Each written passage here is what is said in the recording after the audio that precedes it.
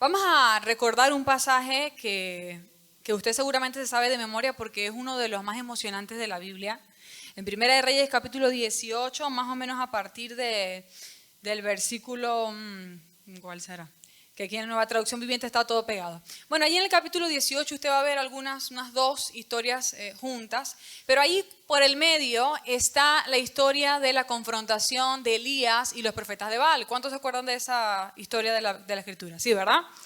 Que es una de las más emocionantes, ¿no? Bueno, vamos a hacer un poquito de referencia a esos pasajes. Para recordar, yo creo que comencemos a partir del versículo 20 más o menos. Yo sé que usted se lo sabe, pero para que recuerde la historia.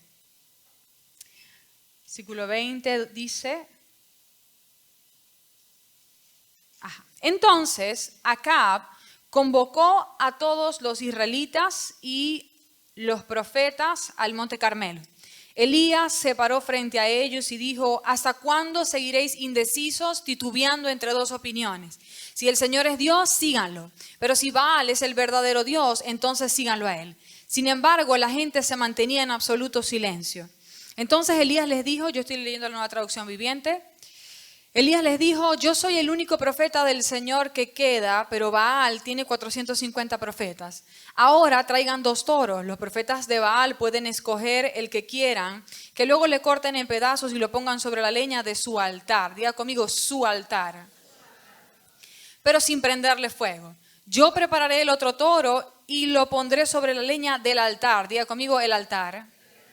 Y tampoco le prenderé fuego. Después invoquen ustedes el nombre de su Dios, diga conmigo, su Dios, y yo invocaré el nombre del Señor, diga conmigo, el nombre del Señor.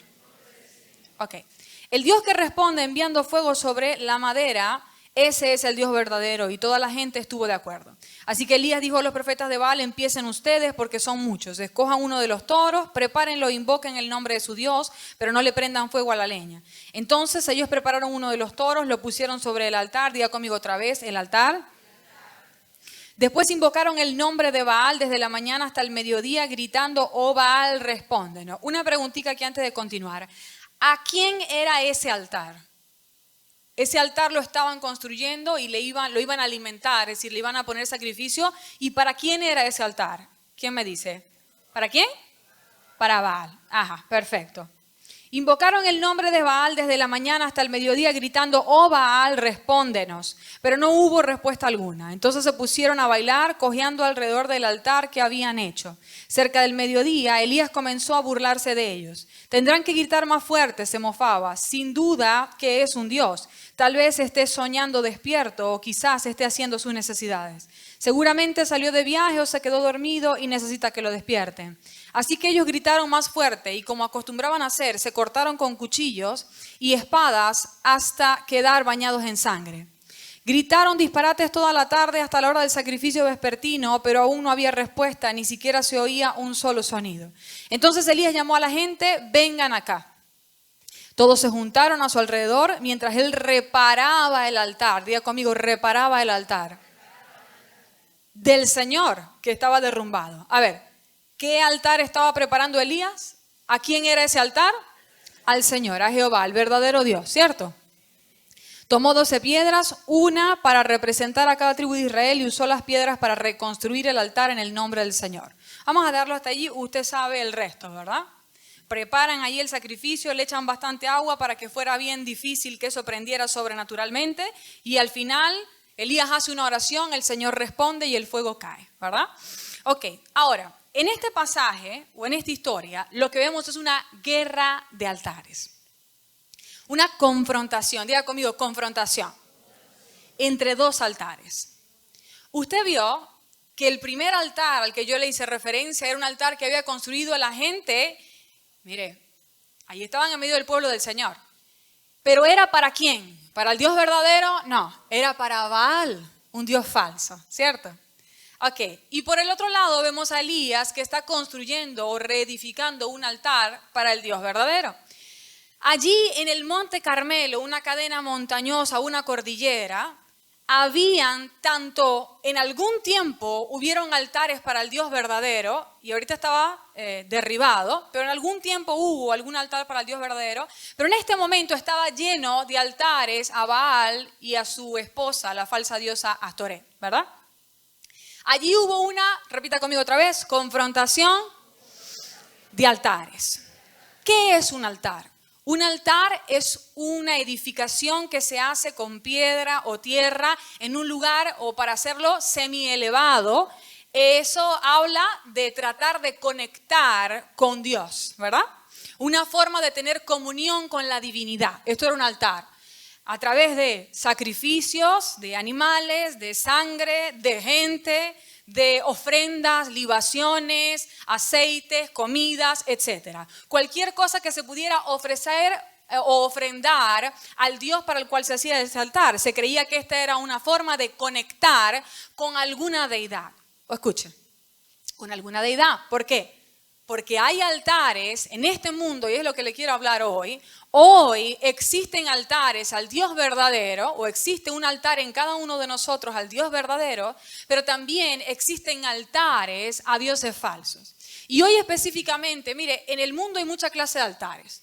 Todo para lo cual tú pongas un poco de tu vida se convierte en un altar en tu vida. Por ejemplo, los jóvenes, ¿verdad?, que están en el mundo y tienen un contacto temprano con la inmoralidad sexual, tú ves que esos jóvenes ponen su vida por el Dios del sexo. ¿Por qué? Porque entregan su virginidad, entregan su pureza, entregan la limpieza, la santidad de sus pensamientos. ¿Me está entendiendo? Están ofrendando y no es al Dios verdadero, ¿sí? Ahora, hoy yo le voy a hablar acerca de los altares de hechicería. Y esta va a estar fuerte la cosa. Dígale que está al lado. Va a estar fuerte la cosa. Así que prepárese. Ok. Existe en nosotros, hemos levantado, la iglesia del Señor levanta un altar al Señor, pero también existen otra clase de altares que levantan, vamos a llamarlos así, porque hay una gran cantidad de ramas en el ocultismo, en el satanismo, etcétera, ¿verdad? Entonces vamos a denominarlo los siervos de Satanás, ¿sí? Porque así como nosotros trabajamos como siervos para establecer los diseños de Dios, existen personas que, mire, en desconocimiento o en conocimiento, porque existen ambos, están trabajando para establecer los antidiseños del reino de las tinieblas, ¿verdad? Entonces, en su vida, aquí como usted lo vio con Elías y una confrontación de altares, hoy en este momento, también existe una confrontación de altares. En Venezuela, en nuestro estado, en nuestra ciudad, en nuestro sector, en tu familia, en tu matrimonio, puede estar existiendo una confrontación de altares. Puede que tú estés pidiendo al Señor por sus diseños de paz, sus diseños de bien, sus diseños de sanidad, sus diseños de restauración familiar, de bienestar matrimonial, sus diseños en tu ministerio, en tu servicio al Señor, ¿verdad? Y estés trabajando, alimentando ese altar del Señor para que Él pueda cumplir esos propósitos, pero por otro lado, hay personas que en lo oculto, porque lo hacen en lo oculto, la mayoría de las veces, están trabajando para traer el antidiseño de las tinieblas que viene a tratar de destruir todo lo que el Señor quiere establecer en esta tierra, ¿ok? Así como usted ora, ellos oran. Así como usted sacrifica, ellos sacrifican. Así como usted se levanta temprano por la mañana, ellos se levantan temprano por la mañana. Así como usted busca establecer los diseños de Dios, ellos se levantan para establecer diseños contrarios, ¿ok? ¿Está quedando claro esto? Sabemos que esto existe y que esto no es fantasía ni es de la televisión, ¿verdad? ¿Sí? Ok, veo duda. Bueno, ya vamos a seguir hablando y nos vamos a convencer un poco más de esto. Pero por ahora vamos a entender que aquí, como en la Biblia, en el mundo espiritual, todo lo que vemos en la Biblia nos sirve para el hoy, ¿sí? Cuando yo leo la Biblia, esto no puedo decir que se quedó en el pasado. Esto es un ejemplo de lo que hoy podemos estar viviendo, porque si no la Biblia sería obsoleta y no lo es, ¿ok? La Biblia, la palabra de Dios es eficaz, más cortante que toda espada de doble filo, ¿ok? Entonces, vamos a ver, antes de entrar en este altar, vamos a ver un altar que colocó Abraham. Génesis 12, el versículo 6, 7, ahora sí leo en la versión Reina Valera, dice: y pasó Abraham por aquella tierra hasta el lugar de Siquem, hasta el encino de Moré, y el cananeo, diga conmigo, el cananeo, estaba entonces en la tierra. A ver, ¿qué tierra era esa donde estaba Abraham en ese momento? Era la tierra que Dios le había prometido, ¿se acuerda? El Señor manda sacar a Abraham de la tierra de sus antepasados y le dice, vete a la tierra que yo te mostraré, se la voy a dar a ti, a tu descendencia, y era la tierra de Canaán. Entonces Abraham empieza a vivir como forastero en esa tierra que Dios le había prometido, habitando en tiendas, creyendo en la promesa de que algún momento sus descendientes habitarían esa tierra. Entonces él estaba allí, imagínenselo, pasando por la tierra en Siquem, llegó a la encina de Moré y veo que el cananeo habitaba la tierra, porque esa tierra la habitaban otras personas antes de que Dios se las entregara al pueblo del Señor. ¿Quién recuerda por qué Dios saca a los cananeos o por qué la tierra vomita a los cananeos de allí? ¿Alguien se acuerda específicamente? Hace un tiempo hablamos de esto. Era por las prácticas y los altares contrarios que los cananeos hacían. ¿Ve? Entonces Dios dijo, la tierra los va a vomitar, los voy a sacar porque están contaminando la tierra. Voy a poner a mi pueblo que limpie, que santifique la tierra por medio del altar al verdadero Dios. ¿Ve? Entonces, cuando Abraham ve que el cananeo habita la tierra, dice el versículo 7, y apareció Jehová a Abraham y le dijo, a tu descendencia daré esta tierra. Y, mire esto. Justo en el momento en que el Señor le dice, esta tierra es tuya. Ahora ves que está habitada por contrarios, por enemigos. Pero yo te doy mi palabra. Esto te pertenece a ti y a tu descendencia. Cuando Abraham entiende que ese territorio era suyo, ¿qué es lo que hace? Y edificó allí un altar a Jehová, quien le había aparecido. Ciertamente un altar lo hacemos en adoración, lo hacemos en gratitud, lo hacemos para darle pleitesía, reverencia, alabanza al Señor. Ciertamente eso es así, pero un altar con toda su adoración es también una herramienta en la guerra espiritual. El altar que tú levantas al Señor, tu vida de comunión con Dios, tu vida de adoración, el cántico que tú te echas en la mañana cuando estás lavando los platos y tú dices, bueno, ¿qué será esto? Mira, eso es estratégico. Un altar es un canal entre la divinidad y qué bueno que nosotros estamos conectando con el Dios verdadero, ¿no? Porque ellos conectan con dioses falsos, conectan con el mundo de las tinieblas ilícitamente, ¿ok? Nosotros conectamos con el Dios verdadero y por medio de ese altar creamos un canal espiritual. Con razón la Biblia dice, allanad el camino al Señor. ¿Qué significa allanar un camino? Quitar los estorbos del camino, abrir un camino para la manifestación del Señor. Eso sigue siendo verdadero hoy. Cuando tú te conectas con el Señor, con tu cántico, con tu oración, con tu tiempo de oración, y tú dices, Berta, yo no sé mucho orar, pero aquí estoy. Aunque tú no sepas mucho orar, el tiempo que tú estás dedicando es sacrificio. ¿Usted me está entendiendo? Tú estás alimentando el altar, aunque tú digas, a mí no se me mueve un pelo, yo no siento nada, pero por obediencia lo voy a hacer. Aunque tú no sientas nada, tal vez tus ojos están cerrados al mundo espiritual, pero déjame decirte que en el mundo espiritual están pasando cosas. En el mundo espiritual tú estás abriendo un camino, allanando un camino para que Dios se manifieste.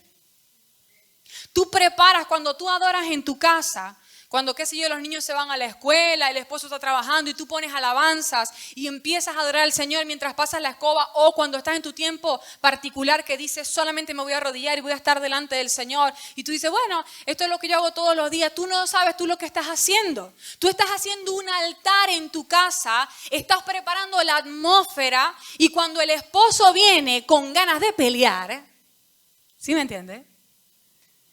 Y no porque sea malo, sino porque de repente se tuvo que enfrentar allá afuera a un mundo que está lleno de ansiedades y lleno de problemas. Yo me imagino, de repente, usted sabe que hay ángeles que nos acompañan, ¿verdad? Hay ángeles que están asignados a cada uno de nosotros. Entonces me imagino los ángeles del esposo que vienen allá. Si trabaja, no voy a decir ya, no voy a meter la pata.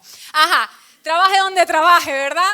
Los ángeles están allí peleando con las cosas que están en el entorno, ¿verdad? Y así también tu esposo peleando para mantener su santidad, para no mentir, para no estafar, y cuando llega a la casa, ¿verdad? Viene tan cargado que, bueno, medio la arepa está un poco pasada y, tú también. ¿Me entiendes? Eso pasa, pero cuando tú creas una atmósfera, porque pusiste un altar en tu casa, y hay una conexión por la que el cielo y Dios se puede manifestar en tu casa, tu esposo llega y la atmósfera tiene que ser diferente. ¿Me entiende? Tu esposo tiene que llegar y decir, uy, esto sí que está sabroso aquí. Algo está diferente en este lugar. ¿Por qué? Porque tú estás alimentando el altar. Estás abriendo un canal por el cual la presencia de Dios se puede manifestar en tu vida, en tu familia, en tu trabajo donde estés. Mira, tu tiempo de la comida, escúchate una prédica, lee la palabra en voz alta, pon una alabanza, conéctate con el Señor de alguna manera porque tú eres un altar.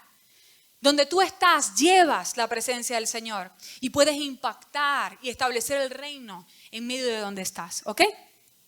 Entonces, cuando Abraham entendió que esa tierra era suya, que Dios se la había prometido, él dijo, la voy a marcar. Diga conmigo, lo voy a marcar. La voy a marcar con un altar. Imagínese usted, no tenía título de propiedad, esa tierra no le pertenecía a él, pero espiritualmente le estaba marcando el territorio porque sabía que eso le pertenecía a él, porque Dios se lo había prometido. Entonces, quiero comenzar con esto. Recuerda por un momento, ¿qué es lo que Dios te ha prometido a ti?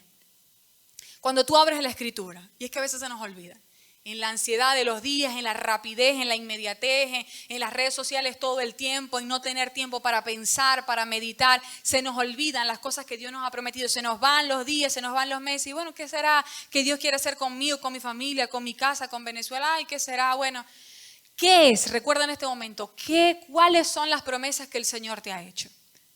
El Señor te ha prometido, por ejemplo, y esto te lo digo de manera general cuando uno abre la Escritura, te ha prometido una vida con propósito, una vida en abundancia. Te ha prometido una familia sacerdotal, restauración en tu matrimonio, bienestar, una provisión diaria. Él te ha prometido todo esto, sanidad para tu cuerpo, para tu alma, libertad para tu espíritu. Libertad de ese tormento, de esa persecución. Todas esas son cosas que Dios te ha prometido y ha pagado el precio para que tú disfrutes de eso, ¿cierto? Entonces, cuando tú recuerdas, cuando se te deja de olvidar lo que Dios te ha prometido, segundo paso, marca. Marca con un altar todo lo que el Señor te ha prometido. Marca tu matrimonio con un altar. Alimenta, edifica, haz algo, pon, sacrifica. Pon ofrenda en el altar, porque ese es el medio de asegurar que eso sea tuyo. Ese es el medio de asegurar la manifestación de lo que Dios ha prometido, que tus ojitos físicos por fin lo puedan ver. El medio para eso es que tú te concentres en trabajar en tu altar. Dígale al que tiene a su lado, trabaja en tu altar. Ok, ahora vamos a Génesis 35:7 para que veamos rápidamente otro altar. Dice, y edificó allí un altar y llamó al lugar el Betel, porque allí le había aparecido Dios cuando huía de su hermano. Aquí vemos a Jacob, ya Jacob regresando de todo ese proceso de Labán con su esposa y su familia y todo lo que tenía. Él tenía que regresar a Canaán. Él estaba en la tierra de sus antepasados otra vez, de donde Abraham había salido. ¿Se acuerda? Él había tenido que irse huyendo de la tierra de la promesa porque Esaú había prometido matarlo. ¿Se acuerda? Ahora Dios le dice, epa, hay una promesa, tienes que regresar a la tierra que yo te he prometido. Entonces Jacob empieza a caminar de regreso, pero hay una amenaza inminente. Y es que allá vive Esaú. Allá se va a encontrar con el que lo quiere matar. Pero el Señor le da una dirección específica en el versículo 1, mire esto. Dijo Dios a Jacob, levántate y sube a Betel. Mire esto, acércate a Canaán, a lo que yo te he prometido. Ajá. Y le dice, y quédate allí. Y haz allí un altar. Diga conmigo, un altar. ¿Dónde iba a ser el altar? En la tierra que Dios le había prometido, marcando territorio. Haz allí un altar al Dios que te apareció cuando huías de tu hermano Esaú. Mire lo que le está diciendo el Señor aquí. Yo sé cuál es la oposición que se levanta en tu contra. Si tú crees que a mí se me olvidó Jacob, a mí no se me olvidó que Esaú está persiguiendo para tomar tu vida.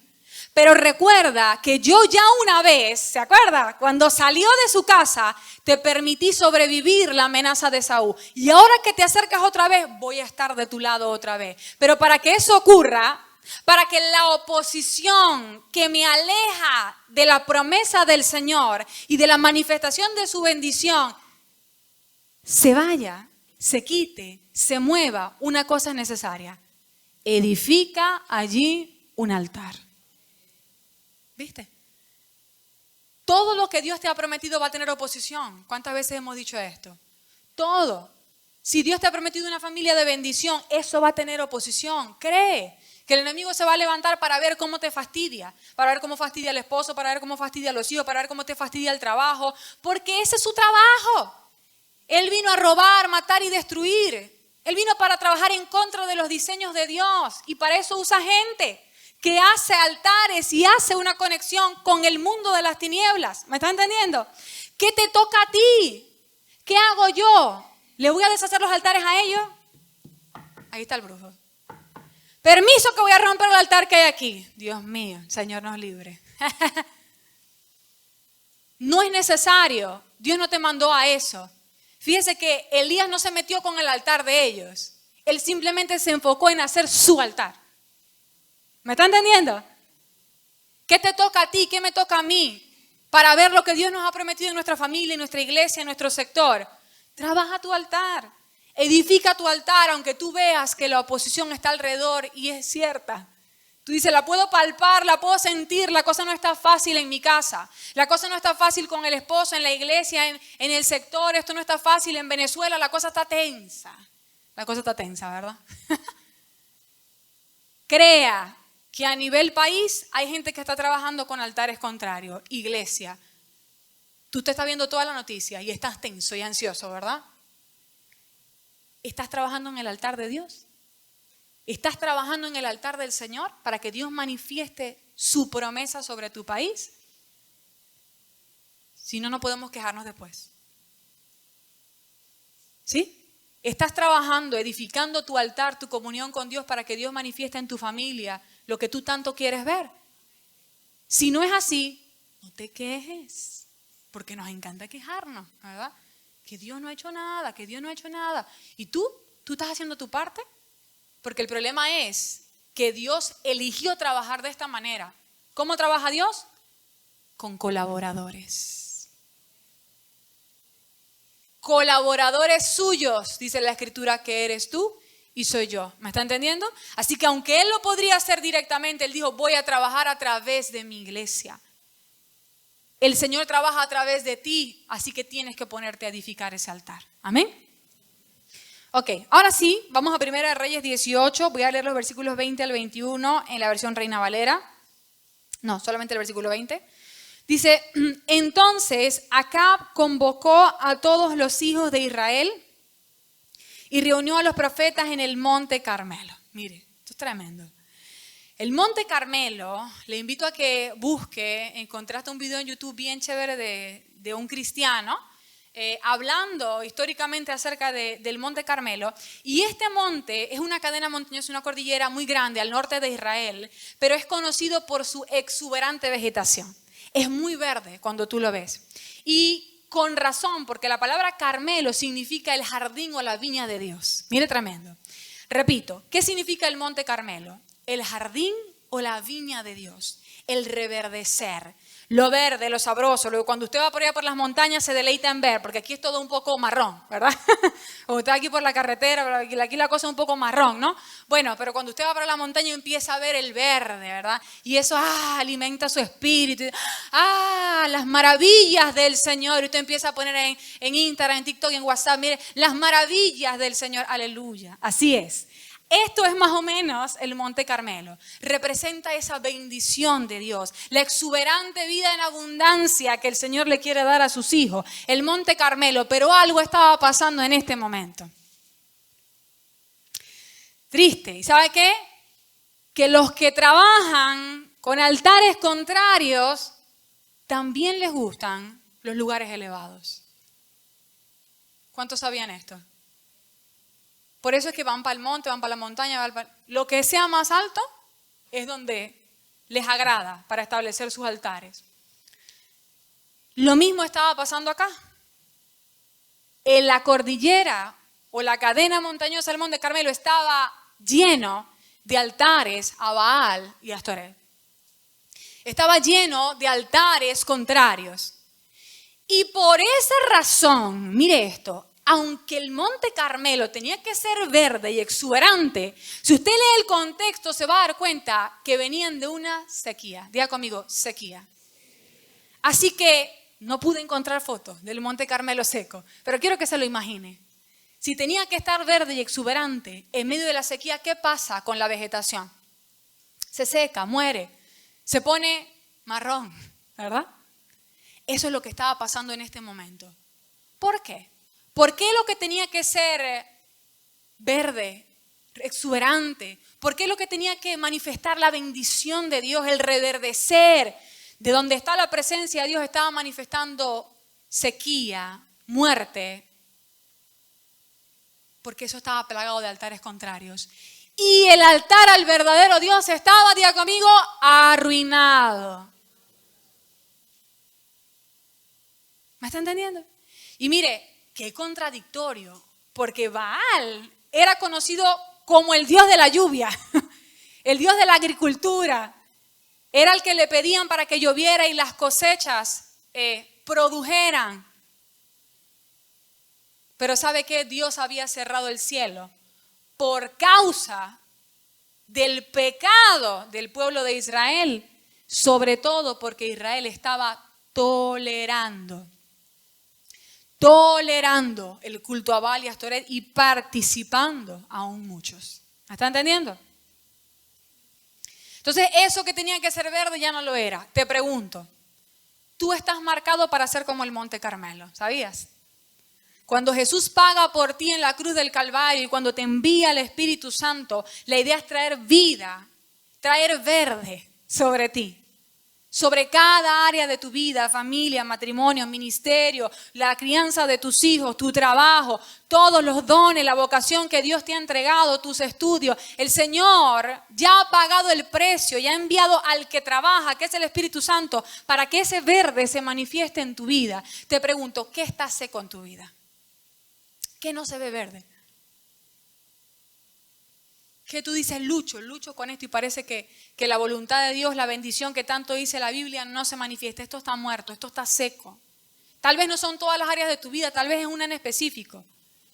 Mi hermano, hoy hay que examinar, porque puede que los altares contrarios nos estén alcanzando. Repito, ¿por qué el poder de un altar contrario puede alcanzarte? ¿Por qué? ¿Por qué si Jesús pagó el precio en la cruz del Calvario? ¿Por qué si somos más que vencedores? ¿Por qué? Porque el altar está arruinado. ¿Me está entendiendo? Tú eres el que tiene que como colaborador suyo asirte de lo que Dios te ha dado para que eso se vea, para que lo contrario no te alcance. Amén. Nahum 1, 3 al 4, voy a leer solamente el 4, dice, Él, hablando de Dios, amenaza al mar y lo hace secar y agosta todos los ríos. Basán fue destruido y el Carmelo, ¿vio? Y la flor del Líbano fue destruida. ¿Por qué estaba pasando esto? Porque mi hermano, el ocultismo y los altares contrarios prometen algo bueno, pero la realidad es que al final del día lo que traen es perturbación. Al final del día lo que traen es el juicio de Dios sobre las naciones, estados, familias, matrimonios, ministerios, etc. No se deje engañar nunca. Yo sé que aquí somos creyentes y todo lo demás, pero tiene que recordar. Porque a veces el enemigo nos quiere hechizar. Por allí llega gente, no, que por allá yo vi que fulano fue para Menga, no sé quién, lo operó no sé quién, no sé cuál, y mira, ya está espectacular. Mira, será por ahora. Pero esa persona va a tener que pagar un precio con su vida. Mire, cuidado con dejarnos engañar, ¿ok? Pero no es solamente cuando somos practicantes, sino cuando toleramos y soportamos el ocultismo en medio nuestro. Cuando no nos paramos para hacer nuestros altares y que eso detenga el avance de las tinieblas, ¿ok? Primera de Reyes 18, voy a leer el versículo 17 al 18. Dice, cuando Acab vio a Elías, le dijo, ¿eres tú el que turbas a Israel? Mire, el rey Acab, el esposo de la hechicera por excelencia, Jezabel, ojo, dice, ¿eres tú? Le dice a Elías, al profeta de Dios, ¿eres tú el que turbas a Israel? Y él le respondió, yo no he turbado a Israel, lo quito, como dice Zoe, sino tú y la casa de tu padre, dejando los mandamientos de Jehová y siguiendo a los Baales. ¿Ves? Toda turbación no es la voluntad del Señor. Hay que ver qué nos pueda estar alcanzando, que no viene de la mano del Señor. ¿Ok? El versículo 21 dice, y acercándose Elías a todo el pueblo, dijo, ¿hasta cuándo claudicaréis vosotros entre dos pensamientos? Si Jehová es Dios, seguidle, y si Baal, id en pos de él. El pueblo no respondió palabra. Mire, aquí empezamos a ver cómo se manifiesta cuando los altares contrarios empiezan a alcanzar al pueblo de Dios de alguna manera. Recuerden que estamos hablando de Israel, ¿cierto? Estamos hablando del pueblo de Dios. Elías está hablando no a los profetas de Baal, está hablando al pueblo de Dios y les está diciendo, ¿hasta cuándo claudicaréis vosotros entre dos pensamientos? Allí vemos la manifestación de las tinieblas. Mire lo que significa claudicar. Habla del actuar de una persona coja o lisiada. Y la palabra, dice claudicar vosotros entre dos pensamientos. Y esa palabra dos pensamientos significa opinión dividida. Si trabajan para algo los siervos de Satanás, es para que tú estés en esta condición de cojo, de lisiado espiritual. ¿Por qué? Porque estás en dos cosas. Nadie que esté, ojo, entiéndase bien, nadie que esté enfocado en dos cosas va a poder ser efectivo para el reino de Dios, jamás. ¿Por qué? Porque es un principio bíblico, usted lo conoce. Mateo 6:24 dice, ninguno puede servir a dos señores, porque o aborrecerá al uno y amará al otro, o estimará al uno y menospreciará al otro. No podéis servir a Dios y a las riquezas. No se puede ir en pos de dos cosas, no llegas nunca. ¿Te imaginas tú que elijas un camino, voy por este camino, voy a empezar a correr, y después digas, no, me voy por el otro, te regresas y tienes que comenzar por el otro, y luego voy por el otro, te regresas? ¿Tú avanzas de alguna manera? Es una ley espiritual y aún natural. La lógica me dice que si yo estoy en dos partes, si yo estoy pensando en dos cosas, si estoy buscando dos cosas, si estoy sirviendo dos cosas, si estoy amando dos cosas, yo me vuelvo un lisiado espiritual. Me vuelvo inefectivo. Pierdo mi poder. Esa palabra que nos gusta tanto, la unción. El poder del Espíritu. Pierdo mi unción. ¿Por qué? Porque estoy cerrando. Al estar enfocado en otra cosa y no estar alimentando el altar que tengo que alimentar, estoy cerrando esa conexión entre el cielo y la tierra, entre Dios y yo. Entonces, para esto trabajan los siervos del oculto, para desenfocarte. Mire, y esto es tan verídico que yo le voy a poner un ejemplo y no es nada de aquí, o sea, no es nada de acá, por si acaso. Le voy a poner un ejemplo extremo para que usted me entienda. ¿Cuántas veces o cuántos casos han existido de pastores que se casan con Jezabel?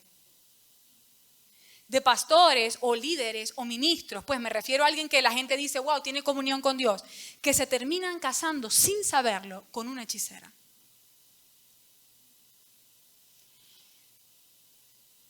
Y tú le preguntas a la persona, yo estaba profundamente enamorado. Ahí puede haber intervención de las tinieblas. ¿Me está entendiendo? No sé si necesito ser más específica. Voy a ser más específica, porque creo que hay gente que no me entiende. Hay personas que dicen, yo quiero al fulano. ¿Cómo hago para que fulano me haga caso? Y el siervo de Satanás dice, le voy a echar unas cosas a esta franela, tú se la vas a regalar, y cuando él se la ponga va a ser tuyo para siempre. ¿Me está entendiendo?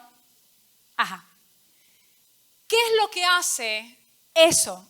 Cuando a un siervo del Señor se le presenta una mujer y de repente dice, esta mujer me tiene hipnotizado, me tiene vuelto loco. Si ella me dice, yo no voy para la iglesia. Si ella me dice, ya yo me olvido de Dios. ¿Qué pasó allí? ¿Qué pasó?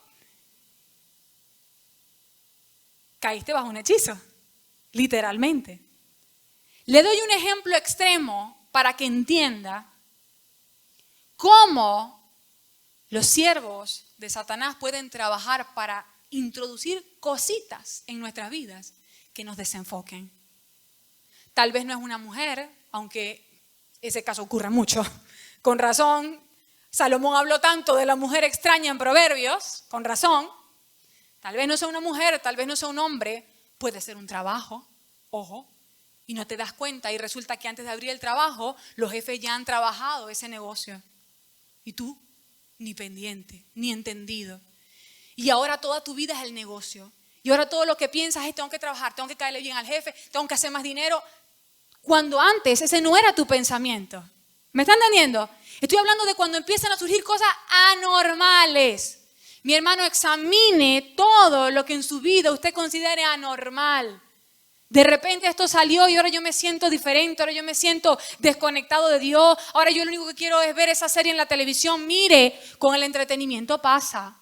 Hay programas de televisión, películas, series de televisión, cadenas televisoras que están dedicadas a las tinieblas. Y tú empiezas a ver algo en específico y te hechizan. Literalmente tú pasas todo el día pensando qué va a pasar y quiero seguir viendo y muchas veces no son las estrategias humanas de vamos a dejar algo emocionante al final del capítulo para que quiera seguir viendo. A veces no es eso, sino es intervención de las tinieblas, ¿sí? Y tú dices, antes yo quería orar, antes quería ir a la iglesia, antes quería servir, ahora lo único que quiero hacer es ver este drama. Lo único que yo quiero hacer es ver esta novela árabe, qué sé yo, las que salgan ahora. Antes eran las colombianas y las venezolanas, ahora son las turcas y las coreanas, ¿verdad? Ojito, examina todo lo que en tu vida te parezca anormal y te esté separando, aunque sea un poco del Señor. Porque recuerde que las tinieblas, con razón se llaman tinieblas, trabajan en lo oculto. Con razón se llaman ocultistas. Con razón, cuando hay un satanista, los satanistas no están vestidos ahí con la cabeza y los cuernos, ¿verdad? Eso lo hacen para eventos especiales. Pero tú puedes ver a una persona en un supermercado con un traje bien vestido y tú no te das cuenta, pero él es un satanista. Lo hacen en lo oculto. ¿Por qué? Porque mientras permanezca en lo oculto pueden seguir trabajando. ¿Me estás entendiendo? Entonces, ojo, vamos a ver un ejemplo de Pablo. Hechos 16, mire, yo le decía al Espíritu Santo, dame un ejemplo de esto porque está fuerte la cosa. Y mire el ejemplo que me dio, no, tremendo. Hechos 16, versículos 16 al 18. Aconteció que mientras íbamos a la oración, nos salió al encuentro una muchacha que tiene un espíritu de adivinación. ¿De qué línea vienen los espíritus de adivinación? ¿Quién me dice? Del ocultismo, el satanismo, todos esos. Eso es una rama, la adivinación. Dice, la cual daba gran ganancia a sus amos adivinando. Esta, siguiendo a Pablo, imagínese usted. Ahí estaba Pablo, Lucas y los demás yendo. ¿A dónde estaban yendo? ¿Usted lo leyó? Versículo 16 dice, aconteció que mientras íbamos a la oración. ¿A dónde iban? A trabajar su altar. A trabajar su altar, ¿sí o no? Ahora, mientras iban a trabajar su altar, apareció una muchacha, ¿verdad? Porque cuando nosotros vemos una muchacha, mujer, joven, ¡ay, tan linda ella! ¿Verdad? ¿Sí o no? Diferente cuando vemos un hombre grande ahí, ¿verdad? Pero una muchacha, dice, apareció entonces la muchacha con un espíritu de adivinación. Al versículo 17 dice, esta, siguiendo a Pablo y a nosotros, daba voces diciendo, estos hombres son siervos del Dios Altísimo, quienes les anuncian el camino de la salvación. Miren qué tremenda, ¿no? Yo le pregunto, ¿ella estaba diciendo algo malo? Ajá. ¿Te imaginas tú estás sirviendo al Señor y de repente se te pega alguien al lado y empieza, escuchen a este siervo del Señor porque porta la unción y la gloria del Dios viviente? Tú dices, gracias. Gracias por la publicidad gratis, ¿verdad? ¿Sí o no? Parecía publicidad y propaganda gratis de parte de la muchacha. Y mire qué tremendo. Dice el versículo 18, y esto lo hacía por muchos días. Por muchos días. ¿Qué me dice a mí eso? Que Pablo, siendo Pablo, no logró identificar lo que se estaba moviendo detrás de esta muchacha al primer momento. Porque si no lo hubiera confrontado. ¿Me está entendiendo? Tal vez Pablo veía a una muchacha que por alguna razón les estaba haciendo propaganda de gratis. Pero llegó un momento en que el Señor abrió sus ojos y pudo discernir lo que se estaba moviendo detrás de esta muchacha. ¿Qué te quiero decir con esto? A veces la obra del ocultismo sobre la iglesia es difícil detectarla. Sobre tu vida, sobre tu familia. Hay cosas que nosotros empezamos a decir, bueno, eso debe ser mi carácter, debo ser yo, deben ser mis heridas. Ojo, una cosa es tu carácter, sí. Otra cosa son tus heridas. Todo eso provoca daño. Todo eso provoca roces en el matrimonio, con los hijos. Todo eso provoca problemas en el trabajo, eso es cierto. Pero no siempre es el caso. ¿Me está entendiendo? A veces no es tu herida o no es tu falta de carácter. Puede ser influencia del ocultismo. Y te digo este ejemplo porque es claro, para que tú entiendas que a veces no es fácil detectarlo. ¿Sí?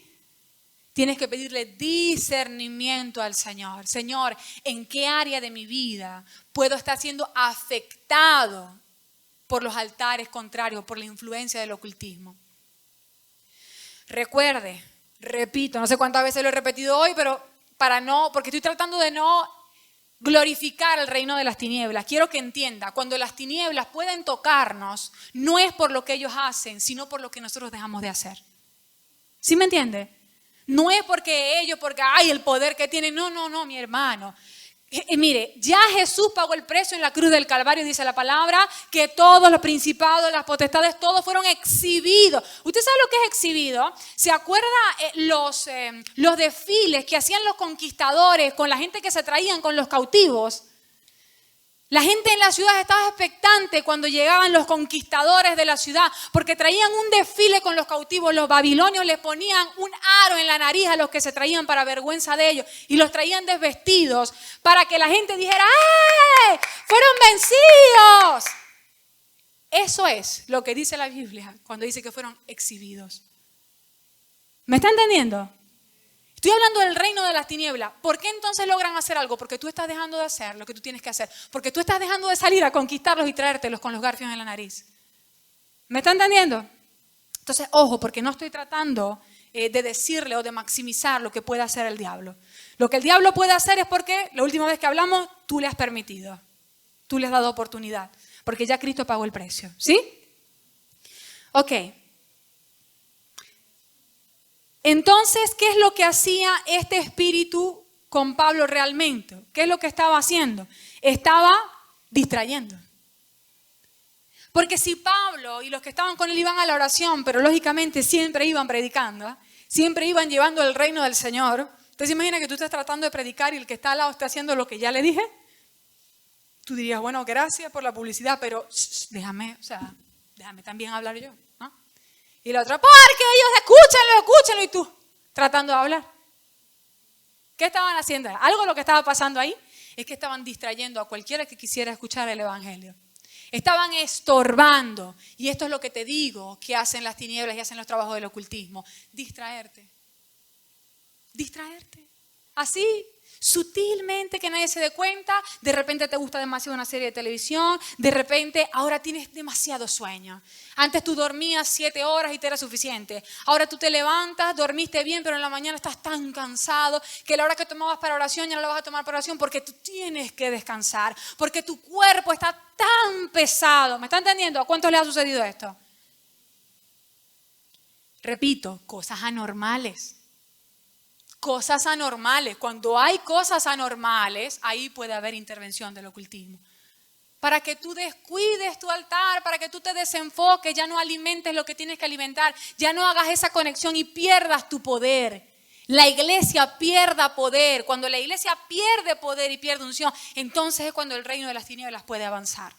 Porque la luz se apaga. Y es la luz lo que mantiene a las tinieblas lejos. ¿Ok? Vamos a avanzar. Ahí tenía todavía cosas que decirle, pero vamos a leer el versículo 28 y 29. No, mentira. No puedo avanzar tanto. En el versículo que estábamos leyendo de Primera de Reyes, regresamos a Primera de Reyes, estábamos leyendo el versículo 21, dijimos, ¿hasta cuánto claudicaréis vosotros entre dos pensamientos? Y esto ya lo vimos, ¿verdad? Si Jehová es Dios, seguidle, y si Baal, id en pos de él. El pueblo no respondió palabra. Mire esto. El pueblo quedó, Nueva Traducción Viviente dice, quedó completamente en silencio. No sonaba ni un grillo. Cuando Elías decía, decídanse, ¿quién es el verdadero Dios? ¿A quién van a servir? ¿A Jehová o a los Baales? Shh, silencio sepulcral. ¿Por qué? Mi hermano, el pueblo de Dios había perdido la fuerza tanto para lo uno como para lo otro. No hubo nadie que se levantara para adjudicar el hecho. O sea, no hubo nadie que se levantara para decir, Jehová es el verdadero Dios. Nadie hubo por ese lado. Pero tampoco nadie se levantó para defender el culto a Baal. Nadie se levantó para decir, no, Baal es el verdadero Dios. No había fuerza. ¿Sí me está entendiendo? No había energía espiritual. No, ya estaban ellos como que, bueno, cualquier viento de doctrina que sople, si uno sirve a Baal yo me voy, si me invitan para Astoré me voy, si me dicen que hoy es el día de Jehová me voy para Jehová. Eso es lo que estaba haciendo el pueblo de Dios, porque el pueblo de Dios no había dejado el culto a Jehová. Simplemente habían agregado otros dioses. Ven que hoy es día de Baal voy, ven que hoy es día de Jehová voy, ven que hoy es día de Astoré voy. ¿Sí me está entendiendo? No había determinación, no había fuerza para determinar y accionar en la verdad. Para esto trabaja lo oculto, para que tú pierdas fuerza. Para que esa pesadez y esa ambigüedad y ese, soy como los rollitos del desierto que sopla el viento y se va para allá, sopla el viento y se va para el otro lado, para que ese sea tu carácter. Y cualquier cosa te pueda llevar de un lado al otro. Mire, hay personas que ven sus vidas afectadas por las tinieblas. Por ejemplo, hay personas que en la familia, en el matrimonio, que digan, mira, en mi familia no está bien.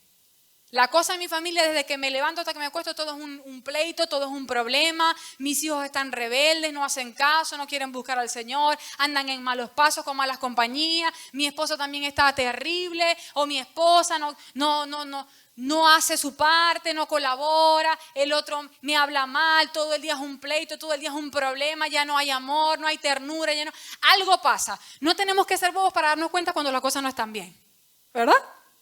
No nos hace falta demasiada inteligencia para abrir los ojos y fijarnos que las cosas no están bien. Entonces nos damos cuenta que las cosas no están bien, pero no hacemos nada. ¿Me entiendes? No hacemos nada, sino que decimos la famosa frase, que sea lo que Dios quiera. ¿Cuántos usan esa frase no para pedir por la voluntad de Dios, sino para no hacer nada? ¿Me está entendiendo? Pero que sea lo que Dios quiera. Ya Dios hará algo. Ya Dios intervendrá por mi familia. En algún momento Dios me ayudará. Y tú te sientas a ver el drama. ¿Me está entendiendo? ¿Qué es esto? Falta de determinación para accionar, para construir lo que tú ves que está en ruinas. Falta de fuerza para decir, la cosa está fea en la familia, voy a empezar a hacer algo. Voy a empezar a ayunar. Voy a empezar a orar si no lo estaba haciendo. Voy a hacer un altar familiar. Voy a traer a mis hijos y les voy a decir, vamos a leer un versículo bíblico y lo vamos a reflexionar entre todos. ¿Qué sé yo? Voy a hacer algo. Mi esposo últimamente está amargadito. Voy a ir la milla más. Sé que le gustan los panes con qué sé yo, o preparados como qué sé yo. Se los voy a preparar hoy así, lo voy a despertar por la mañana. Mi amor, ¿cómo estás? Ahí te hice el cafecito. Pero no hay la fuerza para hacer esas cosas. No hay la fuerza para construir, para determinar. Y dicen, bueno, que sea como Dios quiera. Que Dios haga algo. Mira, dile al que tienes a tu lado, ya Dios lo hizo todo. ¿No lo hizo todo ya? ¿Te imaginas que Jesús tuviera que bajarse del trono para venir a decirte, voy a ponerte el café en la cafetera, ¿oíste? Tú solamente le das al botón, mi amor. No se vale. Ya Dios lo hizo todo. Entonces eres tú el que tiene que determinar. Cuando hay una pesadez extrema de, ay, no quiero hacer nada. que lo haga Él, que ellos resuelvan, que ellos se arreglen. Total, ellos son los que están mal. Cuando esto es lo que está en nuestros corazones, allí puede haber influencia de ocultismo. ¿Ok? En el ámbito de negocio, de dinero, el trabajo, la finanza.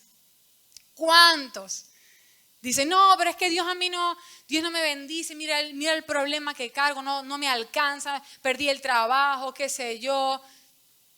Bueno, que sea lo que Dios quiera. Perdí el trabajo, mañana no tengo trabajo, mañana no tengo que comer. Que sea lo que Dios quiera. Ya Dios extenderá su misericordia. Me voy a sentar por aquí a aprovechar que hace tiempo que no veo televisión. ¿Sí me entiendes? En lugar de decir, bueno, me levanto, vamos a ver qué hago. De repente me despidieron de aquí, pero puedo ir, me agarro un cuaderno, anoto ideas, qué puedo hacer, qué tengo a la mano, qué sé hacer, a quién le puedo tocar la puerta, dónde puedo ir a preguntar, dónde puedo meter currículum. Pero cuando no hay la fuerza, ¿me está entendiendo? No hay la fuerza, la determinación para hacer algo, sino que todo es un pesimismo, bueno, toda la vida ha sido así. Tantos años de casados y con lo mismo. Tantos años, haciendo negocio y trabajando y siempre en la misma miseria. Bueno, ni modo. Hasta ahí te quedaste. Hasta ahí llegaste. Sacúdete esa pesadez que el ocultismo puede estar trayendo sobre tu vida y decide accionar. Amén. Pero lo primero que tienes que hacer es altar. Porque ¿quién es el que te da la fuerza? La presencia del Espíritu Santo, ¿sí? Si no hay esa conexión con el que te puede echar la gasolina en el tanque, te quedas a medio camino. Entonces tú dices, mira, mi tanque de gasolina está, dedícate a tu altar. Dedícate a tu altar, amén. Haz algo un poco más allá. Ok, ahora sí vamos a los versículos 28 y 29. Dicen, y ellos clamaban a grandes voces y se sajaban con cuchillos y con lancetas conforme a su costumbre, hasta chorrear la sangre sobre ellos. Pasó el mediodía y ellos siguieron gritando frenéticamente hasta la hora de ofrecerse el sacrificio, pero no hubo ninguna voz, ni quien respondiese, ni escuchase. Mire qué fuerte. Esta gente era sinónimo de compromiso. ¿Sí o no? Esta gente puso el sacrificio, empezaron ahí, lo primero que hicieron fue que empezaron a bailar, a hacer sus bailes rituales, porque estos son bailes rituales. Cojear, dice la Biblia, y saltaban. Usted sabe, usted los ha visto en la televisión, por ahí, sobre todo aquellas tribus de por allá hacen bastante esta clase de bailes rituales. Usted sabe, ¿no? ¿De qué estoy hablando? Ok, lo empezaron a hacer, ¿por qué? Estaban construyendo el altar con alabanza y adoración. Imagínese usted, santo. Nos cuesta levantar las manos para alabar al Señor. Y aquellos allá cojeando, saltando, dándolo todo. ¿Qué le quiero decir con esto? De aquel lado son comprometidos. ¿Y tú? ¿Y tú? ¿Qué tan comprometido eres con tu altar?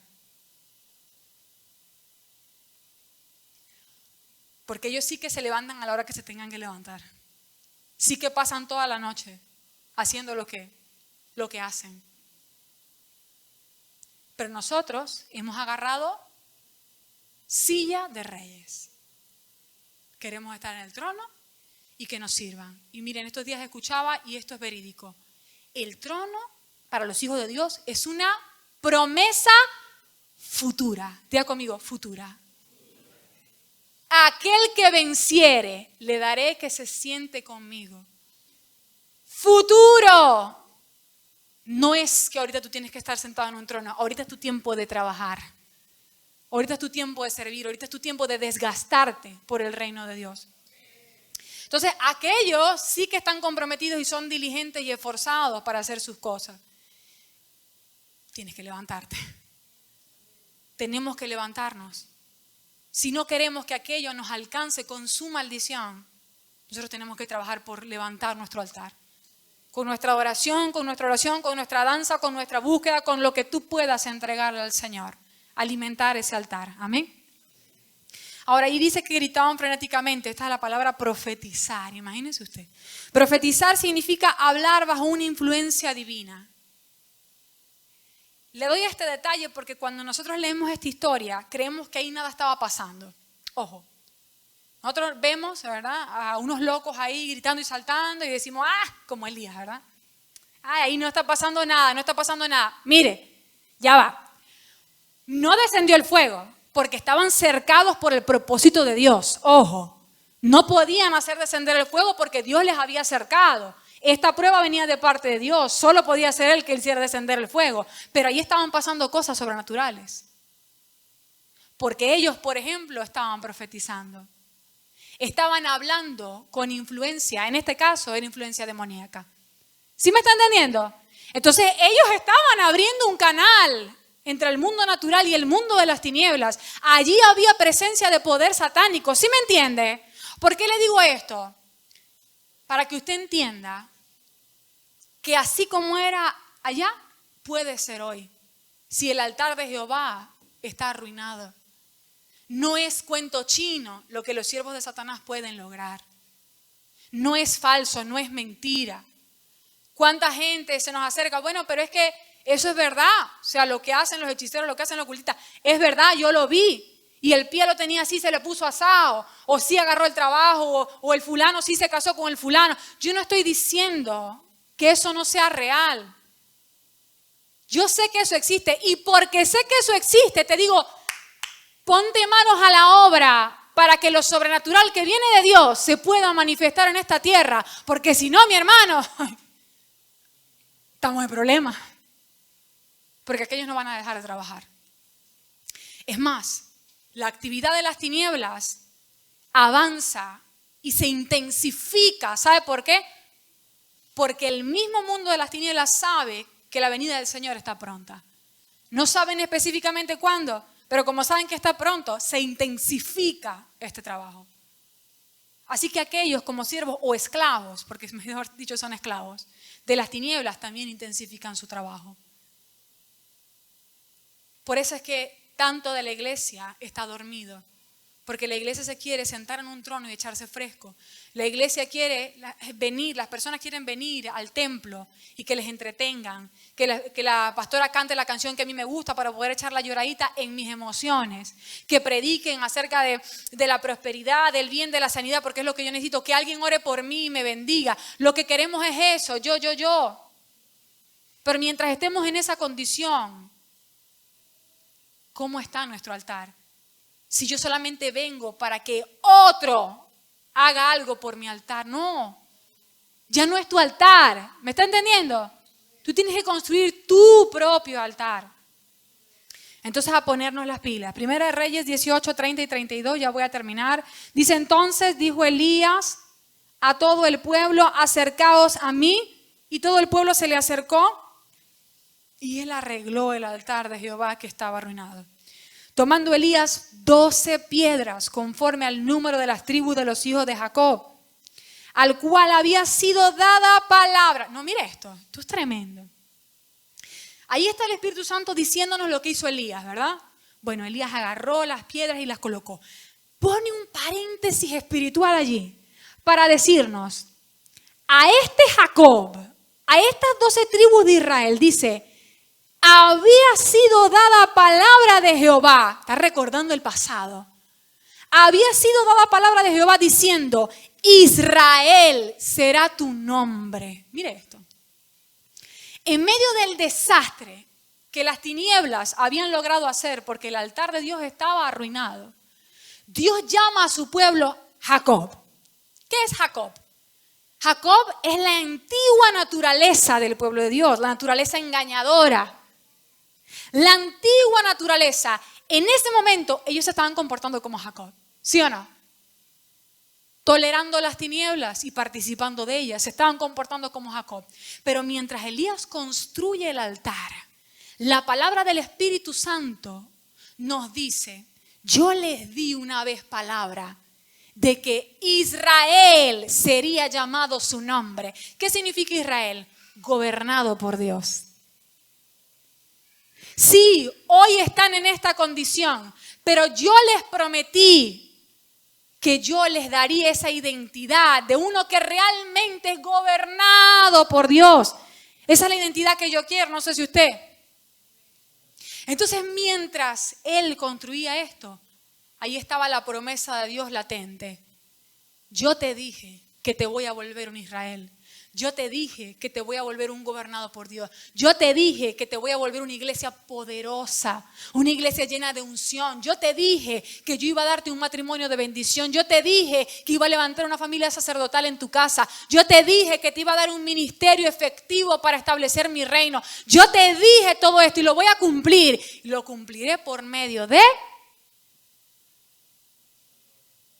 ¿Me están entendiendo? Esta palabra no está, sino en medio de esa edificación del altar que estaba arruinado. Entonces, si tú quieres que lo que Dios te ha prometido, lo que sabes que Dios quiere para ti, que hoy ves muy lejano, construye tu altar. Amén. Y allí Elías hizo partícipes a todos. Puso las 12 piedras simbolizando a todo el pueblo del Señor y luego les dijo, traigan ustedes el agua. ¿No lo podía hacer Elías? Claro que lo podía hacer Elías.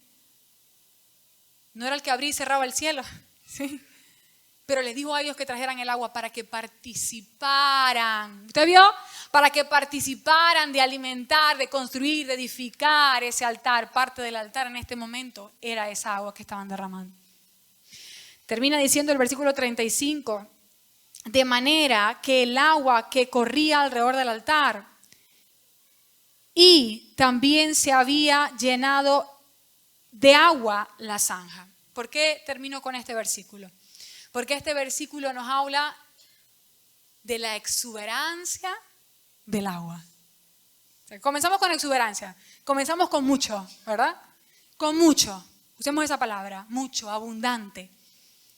Monte Carmelo, el Señor te quiere así, pagó un precio por vida en abundancia. Terminamos con agua. ¿Qué es el agua? ¿Qué simboliza en el agua, en la Biblia el agua? La palabra de Dios. ¿Y cómo es la palabra de Dios? A Dios mismo, porque Dios es el verbo, ¿cierto? Simboliza también el Espíritu Santo, los ríos de agua viva que correrían dentro de nosotros por la promesa del Señor, ¿se acuerda? Ahora allí dice que empezaron a echar el agua y Elías decía más, más, más, más, más. ¿Usted me está entendiendo? No sé quién me entendió. Dígale al que está al lado, más. ¿Más qué? Más agua. Más de Dios, más de su palabra, más de Jesús, más de su presencia, más del Espíritu, más. Así es como se construye un altar. Entonces, si usted me dice hoy, bueno, Rebeca, como nos han dicho tanto, ya yo he empezado a orar. Le felicito, mi hermano. Dice, yo de verdad no oraba. Y ahora, como bueno, el Señor nos ha dado tanta palabra, ¿verdad? De que hay que orar. Bueno, yo empecé. Sí, me estoy esforzando, estoy orando tanto tiempo, empecé a leer la palabra otra vez.